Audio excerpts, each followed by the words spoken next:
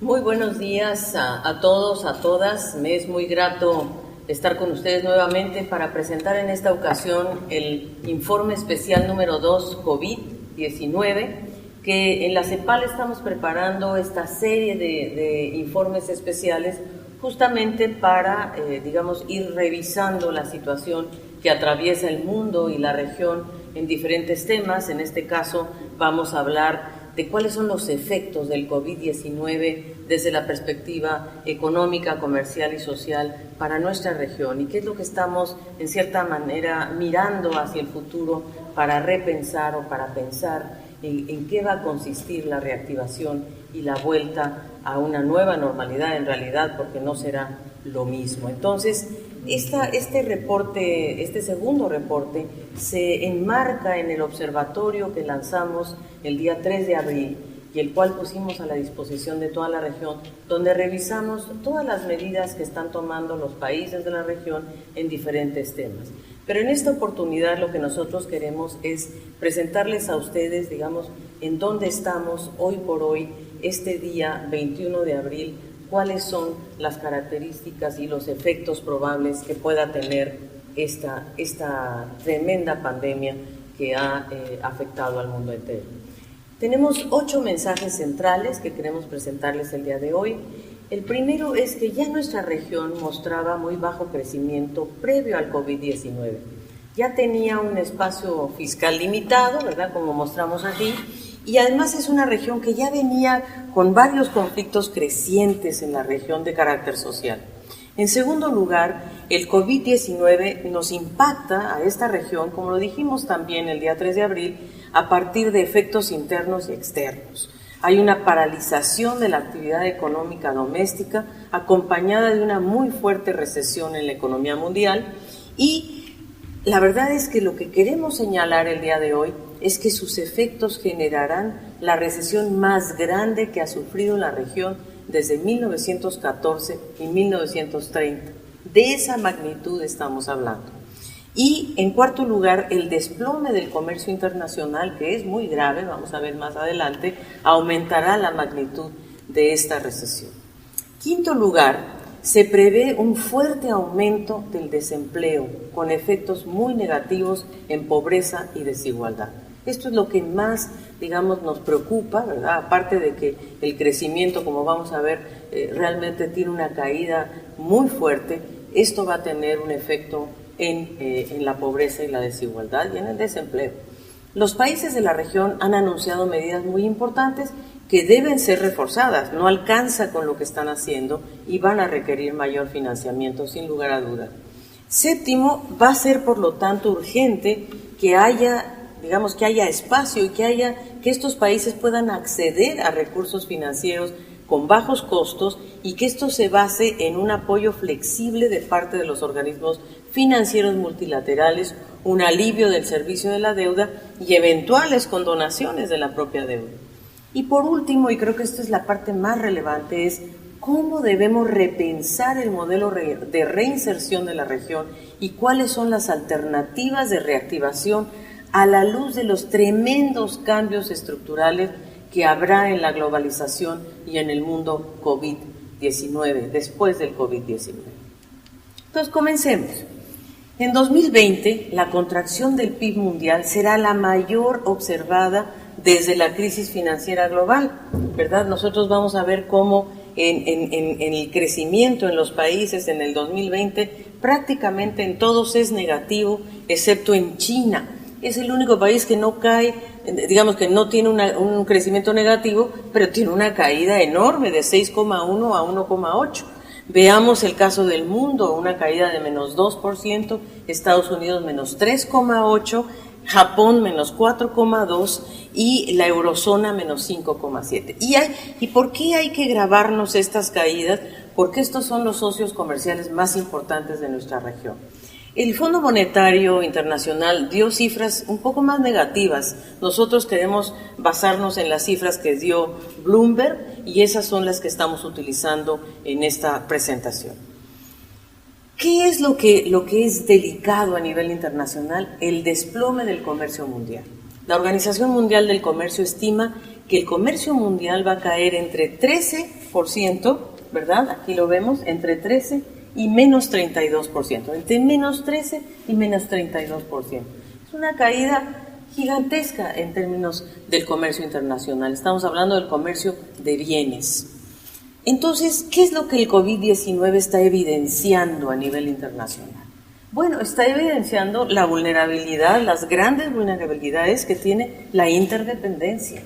¿Por qué? Porque el modelo de globalización se basó en redes de producción altamente fragmentadas y ese modelo de redes de producción ya mostraba signos de agotamiento desde la crisis financiera. Tanto es así que si nosotros vemos el comercio mundial, miren, el comercio mundial se comportaba entre el 1990 y 2008, en 18 años, creció 6% anual. Pero ya a partir del 2012 al 2018 ya vino un decrecimiento importante en el comercio mundial de 2,7 anual. Y si nosotros analizamos lo que estamos diciendo, ¿cuánto va a caer? Menos 13, menos 32%, esa es la expectativa. Ustedes se imaginarán que verdaderamente el modelo de globalización, en verdad, hay que revisarlo. Y estas crecientes críticas a la globalización vienen sobre todo de los países avanzados y de las grandes empresas transnacionales. ¿Por qué? Porque está viendo además, esto está agudizando estas tensiones comerciales, la competencia tecnológica, el desacople productivo entre China y Estados Unidos. Esto está profundizando estas tensiones. Y los avances tecnológicos como la impresión 3D pueden reducir además la importancia de los bajos costos laborales. Entonces, todo esto ya estaba en cuestión y con el COVID-19 esto incluso se ha puesto mucho más fuerte en evidencia. ¿Y por qué? El COVID-19 se origina en el centro de las redes internacionales de producción, en realidad en los países desarrollados, y sus efectos se contagian en cascada a través de ellos. Por ejemplo, la paralización de las fábricas chinas, que ha dejado sin insumos al resto del mundo, por ejemplo, obligándolos, por cierto, a parar, a despedir trabajadores, y así se ha magnificado el shock inicial. Miren, esto es muy impactante, porque más de un tercio del empleo mundial está en riesgo. Es decir, el porcentaje de empleos en sectores que están en situación de riesgo los empleos, el 37.5%, ¿verdad? Un tercio en el mundo está en riesgo, en sectores de situación de riesgo el empleo mundial. En África el 26%, en las Américas 43,2%. Habría que ver lo que está pasando en Estados Unidos hoy, cuál es el número de personas que se están quedando sin empleo en Estados Unidos, en África, en Asia Pacífico.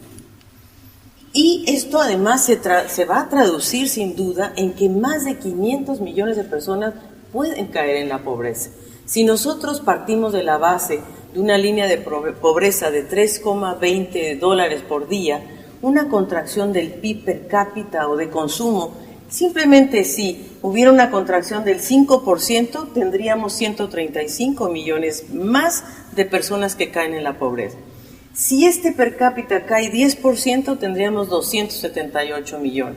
Y si cae 20%, tendríamos 581 millones de personas en línea de pobreza o bajo el $3,20 por día.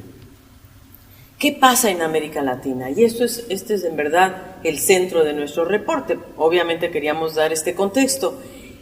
Antes de la pandemia, como decíamos aquí, ya América Latina llevaba 7 años de bajo crecimiento, ¿verdad? 7 años. Ya desde el 2014, ¿verdad? Ya América Latina mostraba promedios de crecimiento del 0,4%. De hecho, el año pasado la región creció apenas un 0,1%. Y esto sucede justamente, el inicio de la crisis nos va a generar una situación muy delicada. Y miren ustedes que son 7 años de crecimiento, ¿verdad? En donde la región nunca ha logrado recuperar, por ejemplo, sus niveles de inversión, ¿verdad? Los niveles de inversión caen mucho cuando se contrae el crecimiento y no se expanden al mismo ritmo cuando la economía va mejor. esto es muy diferente de lo que pasa en Asia, pero si nosotros vemos, miren ustedes el comportamiento del crecimiento en nuestra región. Tuvimos algunas épocas muy buenas, como en los 70, ¿verdad? Y se ve 6,2. ¿Llegaremos a eso algún día? Difícil. Miren dónde estamos hoy, en 0,4 los últimos 7 años. Y la región tiene además grandes vulnerabilidades y debilidades macroeconómicas y fiscales frente a la crisis económica del COVID-19. Estas son ya vulnerabilidades y debilidades que viene arrastrando la región. ¿Y cuáles son estos? Primero, altos niveles de deuda pública y, por lo tanto, una carga en el pago de intereses. Un espacio de política monetaria comprometido después de la crisis de 2008 y una vulnerabilidad de las empresas del sector público, altos niveles de deuda del sector corporativo no financiero, ¿verdad? Aquí nos referimos al sector privado, y la recaudación fiscal que es insuficiente, con altos niveles de evasión, que ya lo hemos dicho muchas veces, y de elusión fiscal. Entonces eso realmente limita los espacios que la región tiene para reaccionar. Aquí vemos, por ejemplo, cuál es el endeudamiento de la región. A nivel, por supuesto, estamos hablando de la deuda pública bruta de los gobiernos centrales. Y aquí lo que vemos es que América Latina aumentó 15 puntos porcentuales entre 2011 y 2019 hasta llegar a 44.8% del PIB. Ese es el nivel de la deuda pública bruta del gobierno central, en términos de PIB. Y el Caribe, miren ustedes el Caribe, que es la línea roja, tiene un 68,5% del PIB en términos de deuda pública bruta. Y vemos sí que el Caribe, digamos, ha podido reducir un poco su deuda pública, pero aún así tiene niveles muy altos, 68,5, que es muy alto. Y en la región 44,8. Ahora, ¿pero eso qué significa en cierto sentido? Primero, que el pago de intereses, que es la línea azul, ¿verdad? Esta línea que está aquí, nos demuestra que nuestra región tiene que pagar los intereses, este es un promedio de 16 países, en términos de PIB está pagando 2,6% del PIB en intereses. Y si nosotros vemos cuánto cuesta el gasto en salud, ¿verdad? ¿Cuál es el gasto en salud en la región? Es de 2,3%. Es decir, se parece un poco, ¿no? En tanto que la inversión, el gasto de capital, se ha venido reduciendo, ¿verdad? Cada vez más, estábamos en 4,2% del PIB, que era una cifra interesante, íbamos en buena tendencia, y sin embargo ahora estamos en 3,2%. ¿Y qué es lo que nos está comiendo a veces nuestro espacio fiscal? Pues son justamente el pago de intereses, y por eso no nos deja espacio para gastar en otros rubros muy importantes. Tenemos además, como decía antes, la vulnerabilidad de las empresas del sector público. Esto restringe el espacio fiscal, estamos hablando de empresas públicas, generalmente muy importantes para muchos países, que no están contabilizados necesariamente en la deuda del gobierno central. Y estas empresas públicas son ingresos y rentabilidades que son muy importantes también para los gobiernos, para los estados, y ahora están severamente afectados por la caída de los precios de las materias primas. El 42% de las empresas del sector público no financiero reporta pérdidas netas de transferencias fiscales sistemáticas.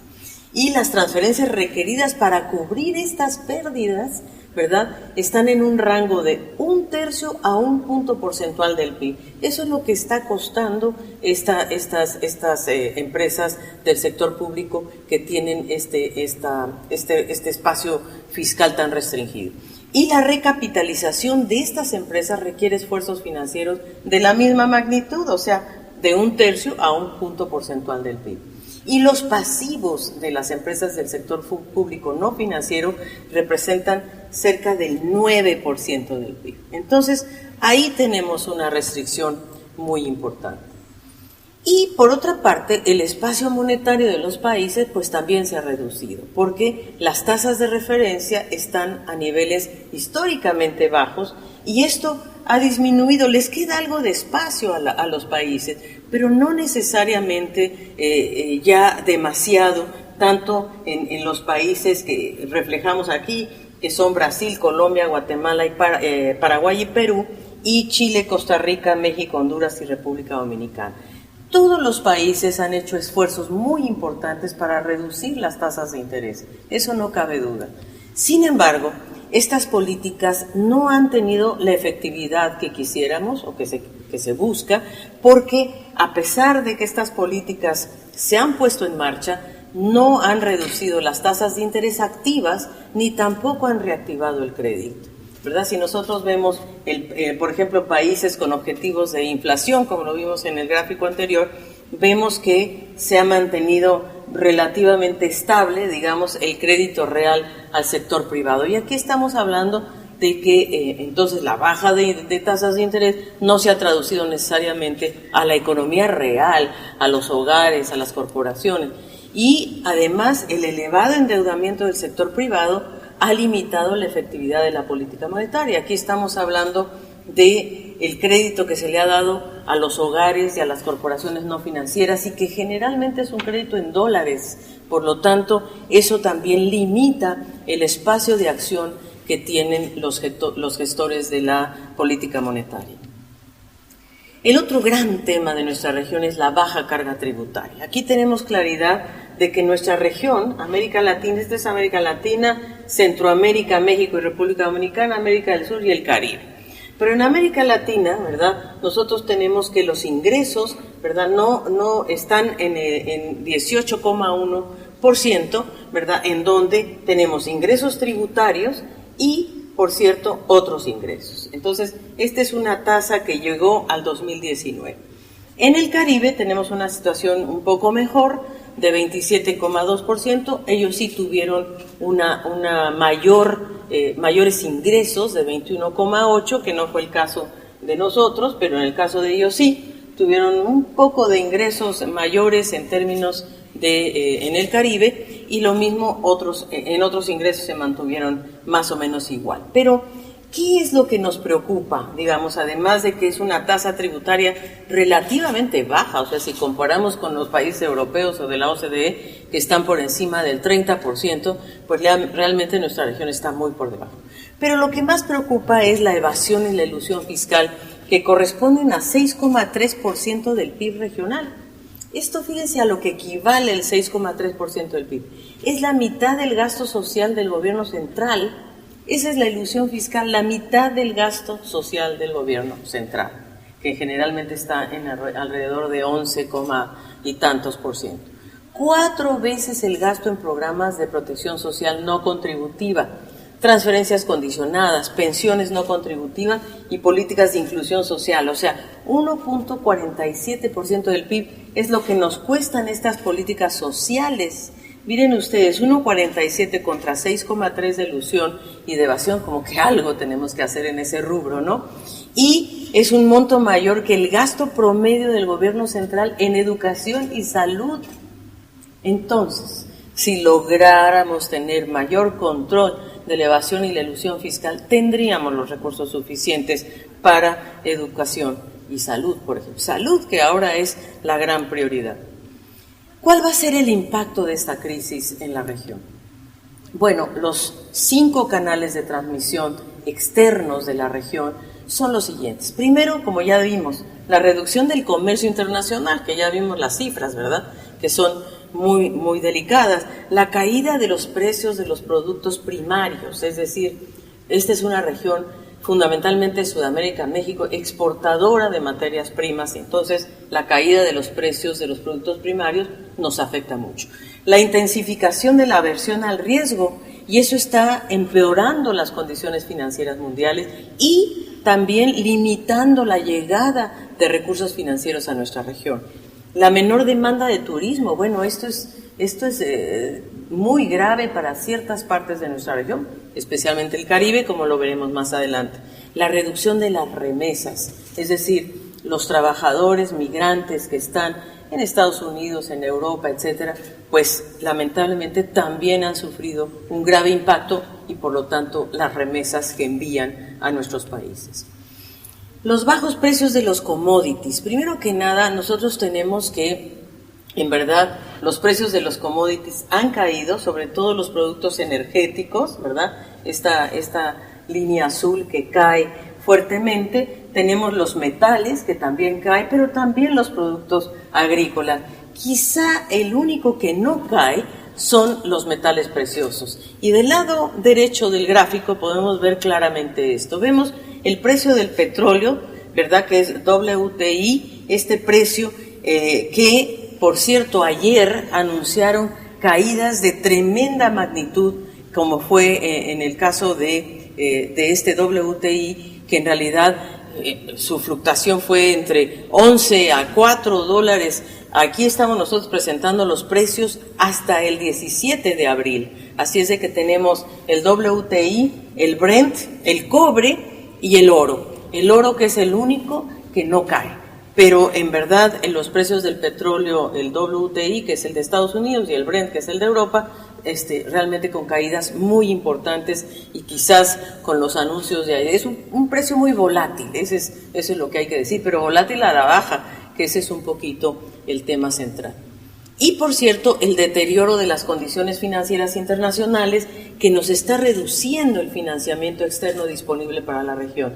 Si nosotros comparamos el flujo de capitales de no residentes hacia la región en miles de millones de dólares entre el 2019 y el 2020, vamos a ver que la región está recibiendo menos 80,000 millones de dólares entre 2019 y 2020. Es decir, que hay una caída muy importante, especialmente en cartera de deuda, en cartera de capital, que son quizás los de más corto plazo, pero sin duda esto va a tener un gran efecto. Y además, obviamente, esto incluye, ¿verdad?, tanto la menor entrada de recursos financieros como también la salida de capitales, que también ha ocurrido en la región. El turismo. El colapso del turismo, que afecta fundamentalmente a las economías del Caribe.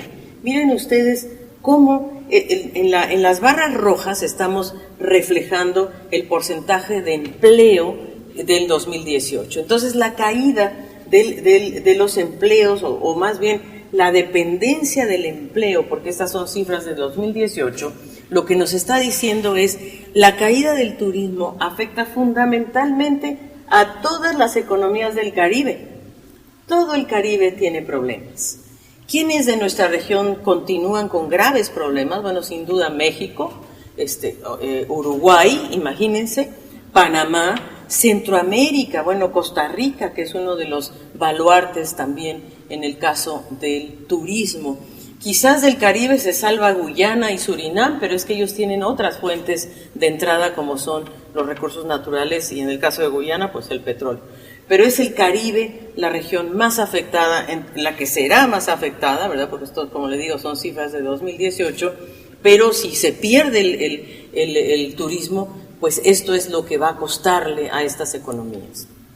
Las remesas, que también se contraen fuertemente y golpean el PIB de las economías más pequeñas y más vulnerables, porque la contracción de Estados Unidos pues va a reducir este flujo de remesas fundamentalmente en las economías más vulnerables. Imagínense Haití, Honduras, Guatemala, El Salvador, economías que su PIB depende fundamentalmente de las remesas. Y ¿cuáles son los sectores más afectados? Pues son la construcción, ¿verdad?, que son los que más emplean migrantes, y agricultura y servicios, sin duda.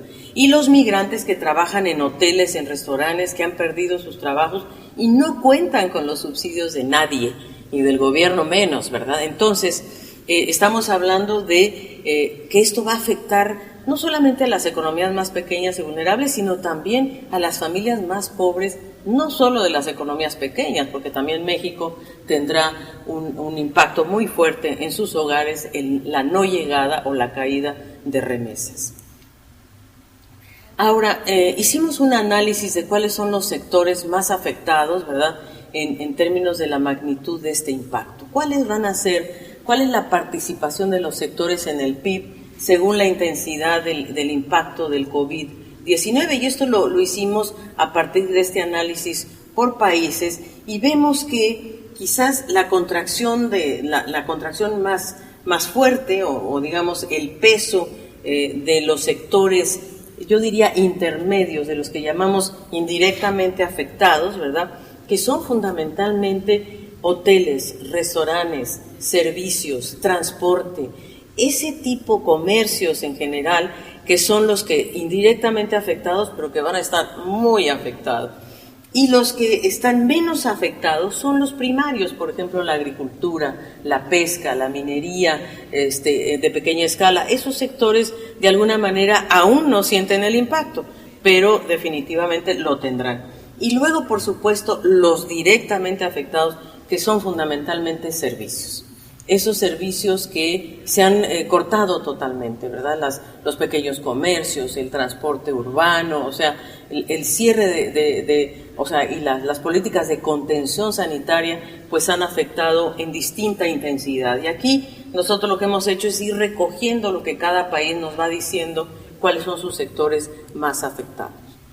Y aquí está, digamos, la parte más delicada de este informe, y es que en América Latina y el Caribe caerá el crecimiento más del 5% en 2020.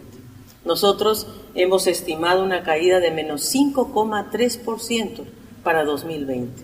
Y prácticamente todas las economías están en números negativos. Todas, excepto República Dominicana, que la tenemos en cero crecimiento, pero porque venía con un desempeño mejor que el resto. Pero de ahí en fuera, miren ustedes, todas las economías caen, todas. Y vemos casos muy delicados, como les digo, América Latina y el Caribe en promedio caen menos 5,3%, América del Sur cae menos 5,2%, América Central y México menos 5,5%. Y esto es considerando la caída de Estados Unidos de 3,8%. Ahora, si Estados Unidos cae más, pues lógicamente estos números serán peores. Y el Caribe tiene una caída promedio de menos 2,5%. Este es el impacto más severo, como dijimos anteriormente, más severo que ha tenido la región en su historia. Aquí tenemos, por ejemplo, ya agrupados los países. Por ejemplo, el caso de Sudamérica. Sudamérica tiene, como decíamos, una caída de menos 5,2% y sus economías todas cayendo en números negativos en una forma francamente muy preocupante. Pueden ustedes ver cualquier economía, pueden ver el caso de Ecuador, el caso de Perú, en fin, todas las economías caen en una dimensión, en una magnitud muy importante. Sin duda América Central cae también fuertemente. Obviamente la economía que más cae en América Central es México y también Nicaragua. Las otras economías están en torno al 3,7, 3,6, en fin, Panamá se defiende un poco más con menos 2, imagínense. Entonces tenemos pues que América Central solita, sin México, cae menos 2,3. América del Sur, menos 5,2. Y América Central con México, menos 5,5. Y el Caribe, ¿verdad? Tenemos también lo que decíamos, una caída de menos 2,5%, con economías que oscilan entre Antigua y Barbuda, que es la que más cae, menos 7,2%, pero cae mucho porque Antigua y Barbuda, por ejemplo, es una economía que depende prácticamente del turismo, lo mismo que Bahamas y Barbados. Entonces, como vemos, es lo que les explicábamos antes, de que el colapso del turismo, el colapso de ciertos sectores, da esta magnitud de caída. Y entonces, fíjense, para poder encontrar una contracción de magnitud comparable al menos 5,3, ¿verdad? Nos fuimos hacia atrás, a la historia de la región, y tendríamos que irnos hasta la Gran Depresión, hasta 1930, que la región cayó menos 5%, o incluso hasta 1914, cuando la región cayó menos 4,9%. Nunca en la historia de la región había habido una caída con esta magnitud, o de esta magnitud. Entonces, imagínense ustedes dónde estamos. Esta es, yo creo que la parte más preocupante de lo que está pasando hoy en la región. Y, por cierto, el comercio, ¿verdad? Ya dijimos antes que el comercio mundial, ¿cuánto cae, verdad? Entre 13 y 30%. Bueno, en América Latina y el Caribe caería en torno al menos 15%. Para ser exactos, menos 14,8%, ¿verdad? Tanto en términos de precio, que es lo que más pesa, y volumen. En América del Sur, menos 17,6%. Esa es la caída estimada del comercio en América del Sur. Y estamos hablando aquí, por supuesto, de las exportaciones de bienes. En México, menos 11,7%. En América Central, menos 10,2%. Y en el Caribe, menos 13,9%. En el Caribe incorporamos el turismo como un rubro de exportación. Pero fíjense usted, 14,8%. Eso es lo que cae el comercio, el valor de las exportaciones en América Latina y el Caribe. El desempleo, que ese es otro tema muy grave para nuestra región. Nosotros hemos estimado que hoy la tasa de desempleo es 8,1%, bueno, pues aumentaría 3,4 puntos porcentuales.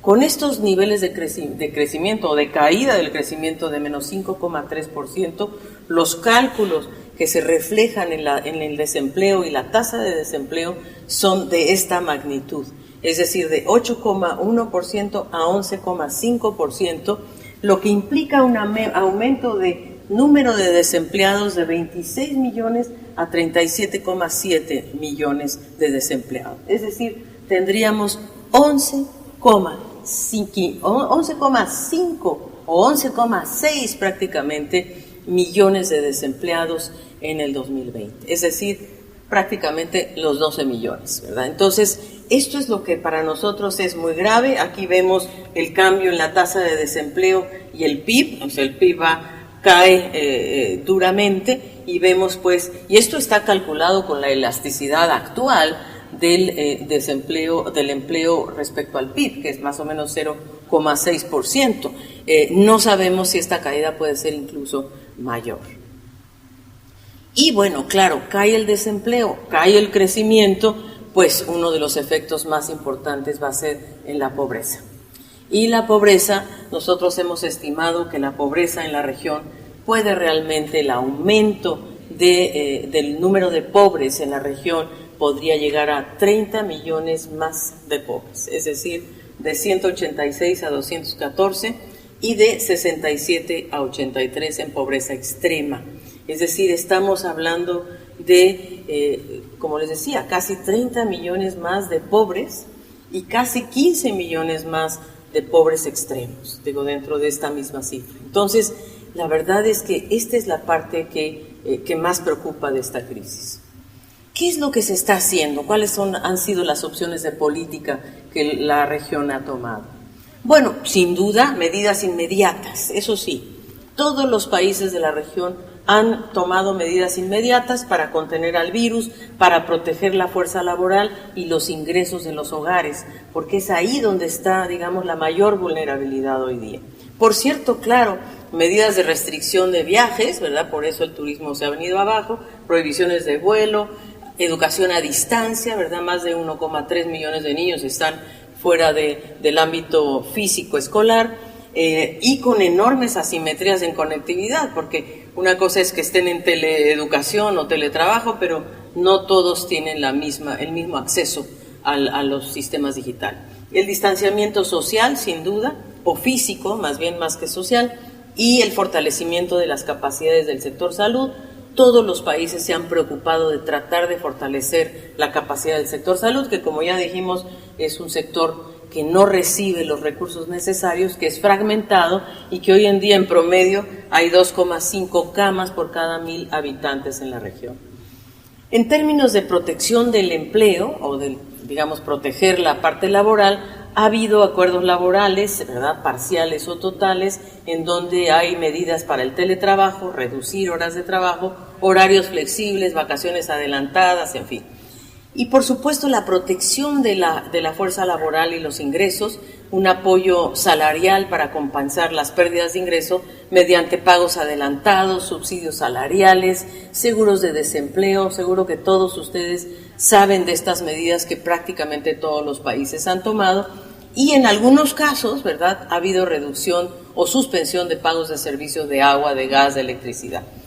Y la otra parte muy relevante es cómo proteger, cómo reducir este impacto social en los más pobres, en los más vulnerables, con transferencias en efectivo, porque esta es una emergencia, ¿verdad?, que en verdad no es que podamos hacer otra cosa, es que los gobiernos tienen que proteger lo más pronto posible justamente a las poblaciones más vulnerables.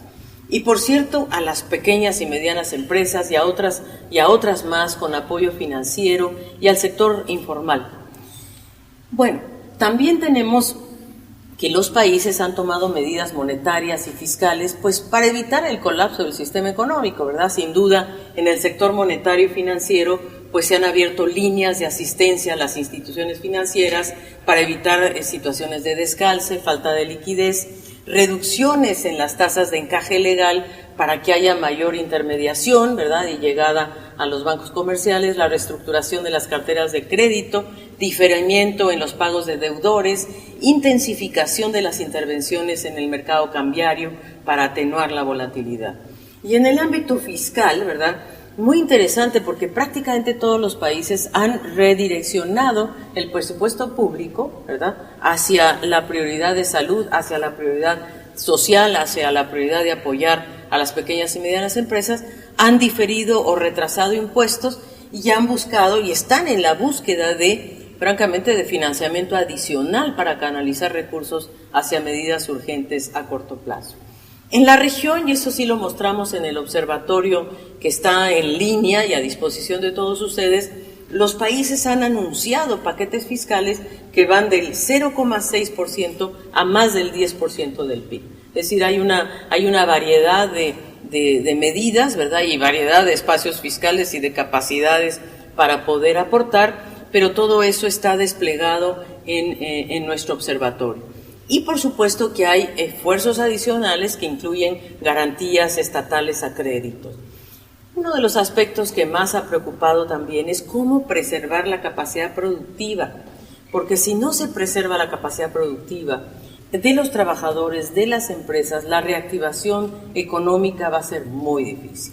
Y esto solo se logra si existen los mecanismos de liquidez para apoyar a empresas, en particular a las pequeñas y medianas empresas. Y por cierto, algo muy interesante e inédito en nuestra región es que ha habido mucho mayor coordinación y de hecho debería haber mucho más. Los gestores de política deben ampliar sus herramientas para incrementar la coordinación, pero ya ha habido algunos aspectos interesantes. Entre los gobiernos y los bancos centrales se han dado ya mecanismos para financiar los paquetes de estímulo mediante la compra, por ejemplo, de títulos emitidos por el sector público o el uso de activos externos para financiar el gasto en casos de emergencia. Esto realmente es muy interesante. Y desde luego entre los bancos centrales y los entes de supervisión y regulación bancaria, para que estos recursos que se están inyectando, ¿verdad?, sean realmente canalizados a los hogares y a los sectores productivos, con la condición, y por eso se requiere supervisión y seguimiento, de que estos sean canalizados de verdad y que sean para preservar el ingreso y el empleo de los trabajadores. Se requiere además adecuar las herramientas macroprudenciales para atenuar la volatilidad financiera, las depreciaciones excesivas de la moneda y sobre todo evitar movimientos de capitales desestabilizadores. Ese es un tema central para nuestra región. La salida de capitales desestabiliza y eso es lo que hay que evitar. Entonces, todos los países requieren expandir el espacio fiscal y van a necesitar condiciones de financiamiento mucho más favorables, es decir, acceso a nuevas fuentes y mecanismos de financiamiento, líneas de crédito a bajo costo y mucho más ágiles, por cierto, la condonación, la reestructuración o incluso el alivio de la deuda y sus intereses, y aquí hay que incluir a los países de ingreso medio, no solamente a los de ingreso más bajo, que es lo que ya están haciendo de alguna manera las instituciones financieras internacionales. Para nosotros es relevante, muy relevante, que se incluyan a los países de ingreso medio y en particular al Caribe, a las economías de Centroamérica altamente endeudadas que requieren este tipo de tratamiento. Y los líderes del G20 creemos que deben apoyar a las organizaciones multilaterales para que éstas presten a intereses más favorables y alivien precisamente la deuda de los más altamente endeudados. De lo contrario, la verdad, los pagos serán imposibles, las deudas serán insostenibles y se comprometerá el espacio fiscal. La verdad, estamos enfrentando una crisis de enormes magnitudes, que requieren medidas excepcionales para enfrentar precisamente una crisis sin precedentes, y no habrá progreso si no hay cooperación y solidaridad internacional. Entonces, también tenemos que implementar algunas medidas, ahora sí que fuera de la caja, como por ejemplo el establecimiento de líneas de intercambio, swaps, entre la Reserva de Estados Unidos y los bancos centrales de Brasil y México. Eso ya lo hicieron, es un paso muy positivo, pero el resto de la región también necesita este tipo de apoyo. Y lo mismo que se hizo en 2008, se hace necesario que se apruebe una emisión a gran escala de los derechos especiales de giro para que haya mayor liquidez en las economías y aumenten las reservas, o por lo menos se protejan las reservas. Y desde luego, como ya dijimos, implementar políticas macroprudenciales sólidas que incluyan regulaciones de los flujos internacionales de capital. De nada nos sirve que llegue la liquidez si esa misma se va a ir y va a salir de nuestros países. Entonces, solo si las instituciones proporcionan liquidez y si se impide que esta liquidez retorne a las economías avanzadas, se podrán implementar realmente políticas fiscales y monetarias contracíclicas en nuestros países. Y por último, para ir terminando, una alerta. La economía mundial no va a volver a la normalidad. Eso hay que entenderlo de una vez por todas. ¿Y por qué? Porque la crisis que estamos atravesando, y la crisis productiva sobre todo, traerá cambios que van a persistir mucho más allá de la pandemia. ¿Por qué? Porque va a haber una mayor necesidad de ser más resilientes en las redes de producción. Se va a tener que diversificar a los proveedores en términos de países y de empresas. Se va a tener que privilegiar ubicaciones más cercanas a los mercados finales de consumo, que se llama el nearshoring. Se va a tener que mirar la relocalización de procesos productivos y tecnológicos estratégicos, el reshoring. De alguna manera ya Estados Unidos había empezado con esta estrategia. Y las empresas internacionales han adecuado su funcionamiento interno a las medidas de distanciamiento social, están acelerando, por cierto, la tendencia a la automatización y la digitalización de algunos sectores y de algunas industrias. Y todo esto está agudizando la fragilidad del multilateralismo, porque las restricciones unilaterales, por ejemplo, a la exportación o a la importación de insumos médicos, ya está ocurriendo, y está ocurriendo en más de 60 países. Entonces, no se va a revertir la globalización, no vamos a volver a lo que había antes, pero entonces, ¿qué va a pasar? Y nosotros estimamos que lo que puede suceder es que la economía mundial sea más regionalizada, se vaya más a enfocar a las regiones y que se regionalice en torno a tres grandes polos que van a ser Europa, América del Norte y Asia Oriental. Entonces, ¿qué es lo que tenemos que hacer nosotros en América Latina y el Caribe? Este mundo post-COVID, ¿qué es lo que nos está pidiendo? Y lo que nosotros pensamos es que nos exige mayor integración regional. Se trata de pensar el futuro de la región en una nueva geografía económica que nos haga menos dependientes de manufacturas importadas y que nos imaginemos cadenas de valor regionales. Para ello, se requieren políticas industriales que permitan a la región fortalecer capacidades productivas y generar nuevos sectores estratégicos. Porque para poder incidir en la nueva economía mundial, la región va a tener que avanzar hacia una mayor integración productiva, comercial y tecnológica. Somos un mercado de 650 millones de habitantes, que si logramos integrarnos, esto constituiría el más importante seguro frente a perturbaciones que se generan fuera de la región. Permitiría además alcanzar la escala requerida para viabilizar nuevas industrias, generar nuevas redes de producción e investigación, pero esto tendrá que ser compartido entre países y subregiones. Ahí, por ejemplo, las universidades juegan un papel central para poder lograr esta investigación tecnológica compartida. Se trata de generar, a su vez, certezas ciudadanas. Necesitamos ir hacia un nuevo régimen de protección social universal, que si tuviéramos hoy día este régimen de protección social universal y si pudiéramos ya contar con un ingreso básico, la verdad es que la ciudadanía estaría mucho menos tensa en una situación tan difícil como la que estamos atravesando. Pero esto requiere gobernanza internacional inclusiva y sostenible y no olvidarnos, eso sí, de la Agenda 2030, que es la gran agenda civilizatoria para poder recorrer un mejor mundo post-COVID-19. Muchas gracias.